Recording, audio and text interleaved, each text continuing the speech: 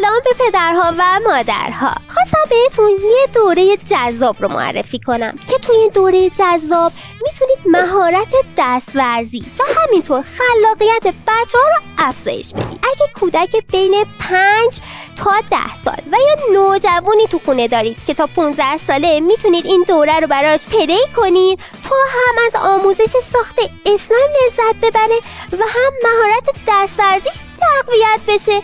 تازه کلی با رنگ کردن اسلایما خلاقیتش بیشتر میشه. میتونید وارد filimaschool.com بشید و این دوره رو که با بالاترین کیفیت براتون تهیه شده رو ببینید و از دیدنش با بچه‌ها لذت ببرید. ممنونم از شما.